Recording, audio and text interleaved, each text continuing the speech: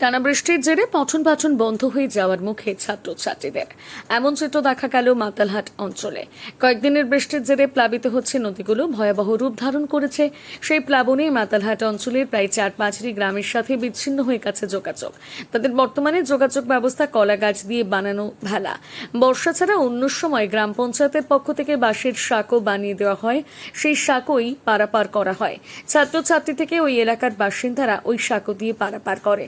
যদিও নৌকা দিয়ে পারাপার হতো আগে, সে নৌকা ভেঙে পড়ে রয়েছে। স্কুলে আসতে গেলে ছাত্রছাত্রীদের একমাত্র ভরসা এই সাঁকো, নইলে 7.5 কিলোমিটার পথ পাড়ি দিয়ে আসতে হবে স্কুলে। সেই কারণে এলাকাবাসী তাদের ছেলে মেয়েদের বর্ষার সময় স্কুলে পাঠায় না। এলাকাবাসী বলেন, আমাদের বহুদিনের দাবি এই এলাকায় একটা ব্রিজ হোক। তাদের দাবি কবে পূরণ হবে সেটা জানা নেই, কিন্তু এবার নতুন সাংসদ হয়েছে তৃণমূলের জগদীশ বসুনিয়া, তার উপর আস্থা রেখেছে এলাকাবাসী, তিনি এই ব্রিজ করে দেবেন। পরিস্থিতি এতটাই ভয়াবহ, অঞ্চলের প্রধান মানবেন্দ্র রায় তিনি সরেজমিনে দেখতে যান। পরিদর্শন করে এলাকাবাসীকে আশ্বাস দেন, নতুন সাংসদের কাছে আমরা আর্জি জানাবো, দ্রুতই সমস্যার সমাধান হবে।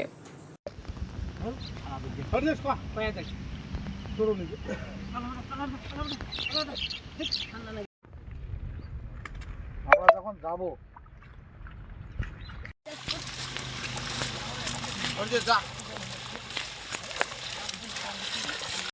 ওপারে মোটামুটি 10,000 লোকের 500-700 ছাত্র আছে, ছাত্র আসে, বিশাল অসুবিধা। এখান থেকে যদি ঘুরি আসি তা 6 কিলোমিটার ঘুরি মাথাটা আসে লাগে। বাজার আছে, স্কুল আছে, অঞ্চল আছে এইখানটায় ঠিকবারে। হ্যাঁ, এটা আমার দীর্ঘদিনকার ব্রিজের দাবি আর কি। ব্রিজে নৌকা পার হতে নৌকা পাল্টে গেছে, অনেক ছাত্র ছিল, বেশি ছাত্র উঠছে তো নৌকাটা ডুবে গেছে, সব ছাত্র তোলা গেছে, একটা ছাত্র আর কি মারা গেছে। প্রত্যেক বছর যে এটা দীর্ঘদিনের দাবি, এখানে একটা ব্রিজ হওয়ার কথা, সেই ব্রিজটা কোনো কারণবশ হচ্ছে না। আগামী দিনে আমাদের নতুন এমপি জগদীশ বর্মা বসুনিয়া কথা দিয়েছে এই বর্ষার পরেই হওয়ার কথা। এখন এই অপেক্ষায় আছি, এইবার হয়তো কষ্ট একটু করে পারাপার হতেই হবে। এইভাবে তো এই যে সাঁকো দেই জলের একটু আগে, যখন জল কম থাকে তখন সাঁকোটা থাকে, আবার জল যখন একদিনে বেড়ে যায় তারপর তো সাঁকোটাকে ভাঙিয়ে ওই যে অবস্থা হয়ে গেছে।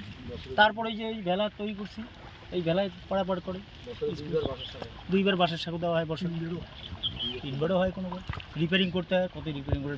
এখানে অনেক লোক যাতায়াত করে, তো 10,000 লোকের বসবাস। এই যে আসলে আমাদের পরিস্থিতি মেন সমস্যা তো নদীটাই।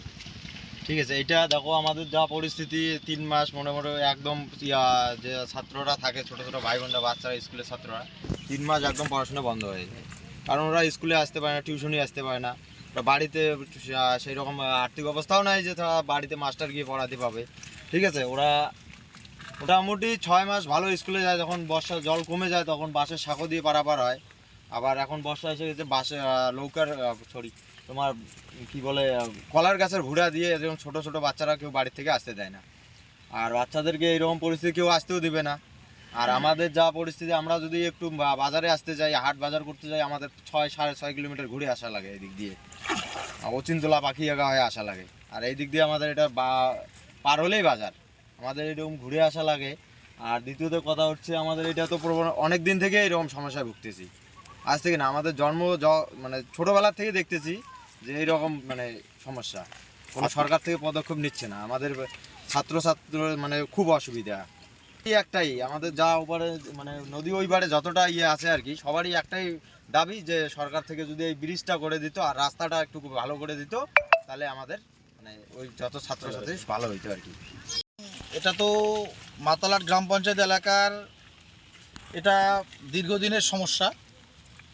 নদী, এটা বুড়াধরলা নদী, এই বুড়াধরলা নদীটা মাতালহাট গ্রাম পঞ্চায়েতের মোটামুটি 10 কিলোমিটার এলাকা চলে গেছে।